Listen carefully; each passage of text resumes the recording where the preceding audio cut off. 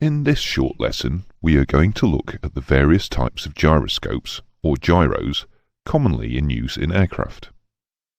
We will also look at gyro power sources and the advantages of each power source.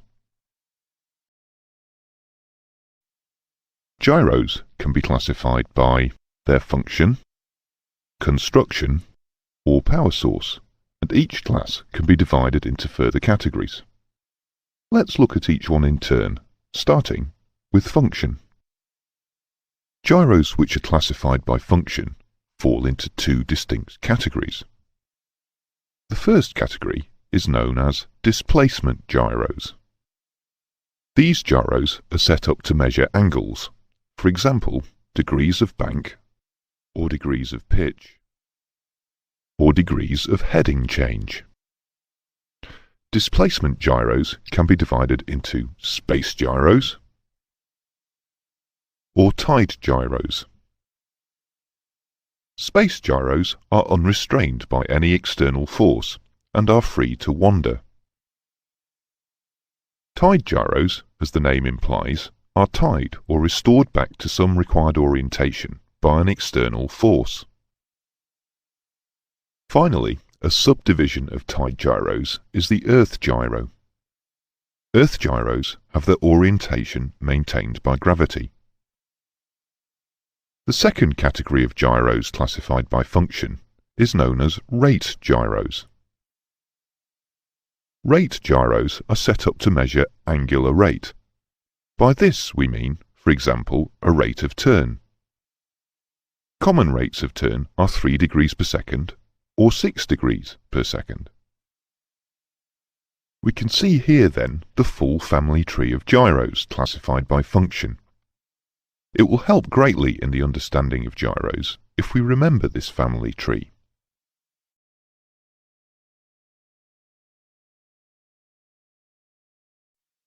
When it comes to classification by construction, there are 3 types of gyro in this classification. They are tuned rotor gyros, ring laser gyros,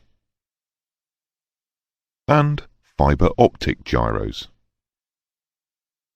For information, the ring laser gyros work on the principle of comparing 2 light paths around a glass prism, and fibre optics are an extension of the ring laser principle. In this lesson, though, we are going to concentrate only on the tuned rotor gyro. The tuned rotor gyro is the traditional spinning disc type of gyro.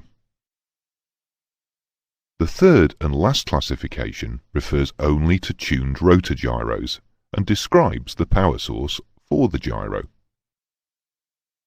This will either be a pneumatic source or an electrical source, and we will look at this category in more detail shortly. But for the moment, let's turn our attention to tuned rotor gyros and how they work, firstly as displacement gyros, and secondly as rate gyros. To recap, we have seen that displacement gyros can be divided into space gyros and tide gyros. Both of these are 2 degree of freedom or 2 gimbal systems. They therefore allow the aircraft to pitch, roll and yaw without forcing the gyro out of its orientation. Let's look at how this is achieved.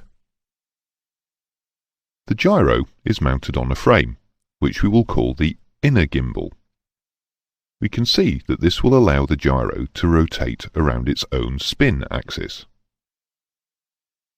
At each end of the inner gimbal there is a pivot point. We can see one here.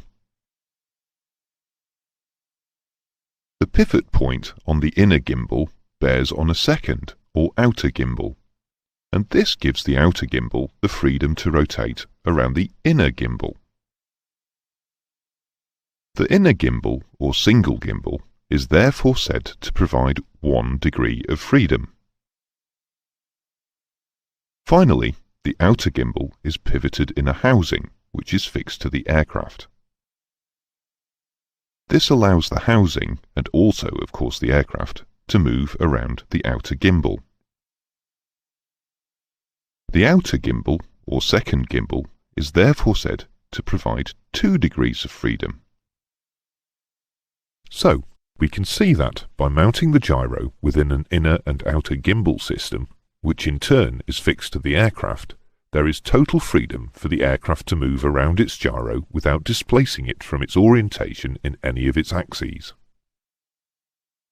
Make a note, however, that by convention the degrees of freedom of a gyroscope do not include its own spin axis, and this is the reason why we say that 1 degree of freedom is provided by a single or inner gimbal, and 2 degrees of freedom are provided by an inner and outer 2-gimbal system.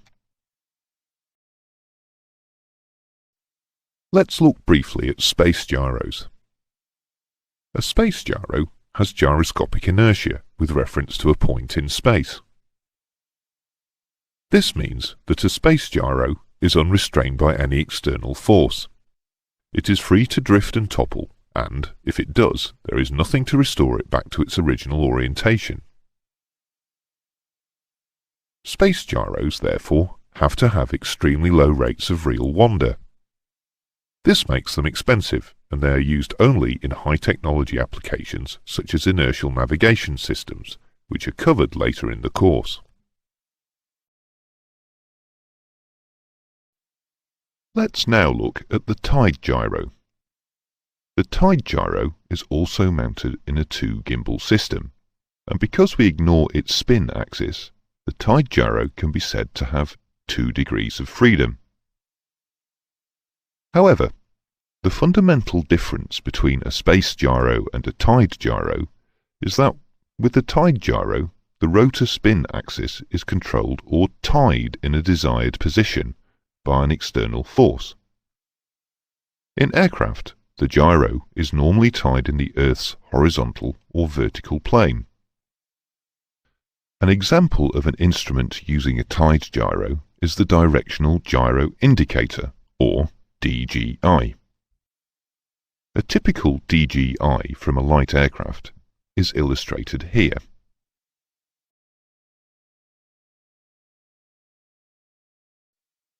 An Earth gyro is in effect a tide gyro, but in the case of an Earth gyro, the rotor spin axis has its orientation maintained by gravity.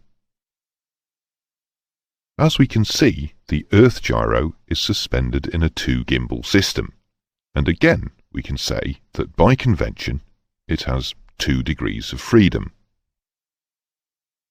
An example of an instrument using an Earth gyro is the artificial horizon, and we can see a typical artificial horizon from a light aircraft, illustrated here.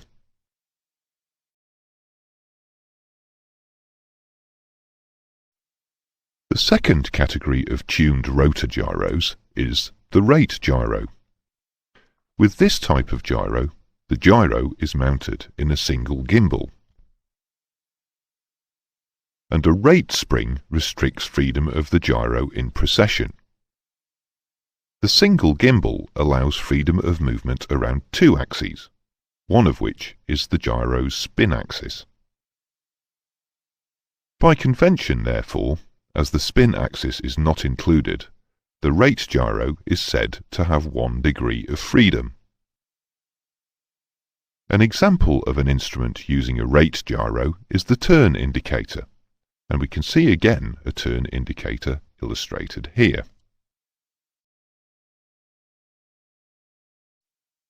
To conclude, let's look at the power source for tuned rotor gyros. Gyros may be driven from a pneumatic power source, or they may be electrically powered. Let's look first at pneumatic power. If low air pressure is induced in a sealed instrument case, the low pressure will cause higher pressure air to be drawn into the instrument case. If this higher pressure air is supplied through a pipe of known cross-sectional area and directed at the rotor, it will cause the rotor to rotate. We can see this happening here. Low pressure in the instrument case can be achieved in 3 ways. Firstly, by using a dedicated engine-driven vacuum pump. Secondly, by utilising low air pressure produced in the engine inlet manifold. And thirdly, by the use of a venturi fitted outside the aircraft. The main advantage of the air-driven gyro is that it is independent of electrical power and is therefore not at risk from a total electrical failure.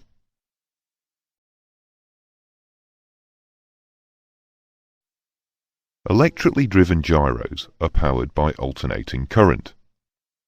If the power source is DC, then an inverter will convert DC to AC, as the gyro rotor consists of the actual armature of an AC motor. The gyro rotor is therefore an integral part of the electric motor. The advantages to note of electrically driven gyros are: a faster spin speed can be achieved, which will give greater gyro rigidity and reduced errors. A constant rotor speed can be maintained, giving greater accuracy.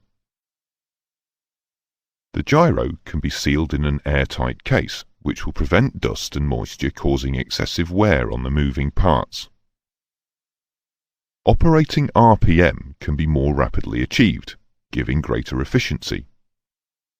This ends the lesson on types of gyroscopes. A short summary follows.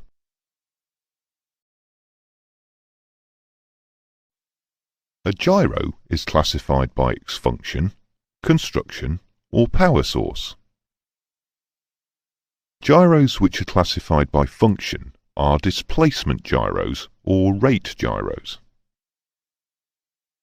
Displacement gyros can be divided into space gyros and tide gyros. An earth gyro is a tide gyro, tied by gravity. Gyros classified by construction are tuned rotor gyros, ring laser gyros, and fibre optic gyros. A tuned rotor gyro is the spinning disc type of rotor. Gyros classified by power source are tuned rotor gyros. By convention, the degrees of freedom of a gyro do not include its own spin axis. Rate gyros are set up to measure angular rate. A space gyro is said to have 2 degrees of freedom in a 2-gimbal system. A tide gyro has 2 degrees of freedom in a 2-gimbal system, where the rotor spin axis is tied in a desired position. An earth gyro has 2 degrees of freedom in a 2-gimbal system, where the rotor spin axis is tied by gravity. A rate gyro has 1 degree of freedom in a single gimbal system and uses a spring system to restrict precession. An example of a tide gyro is a DGI. An example of an earth gyro is an artificial horizon. An example of a rate gyro is a turn indicator. The advantage of an air-driven gyro is that it is independent of electrical power. The advantages of electrically driven gyros are that a faster spin speed can be achieved, giving greater rigidity and reduced errors. A constant rotor speed can be maintained. The gyro can be sealed in an airtight case, and operating RPM can be quickly achieved.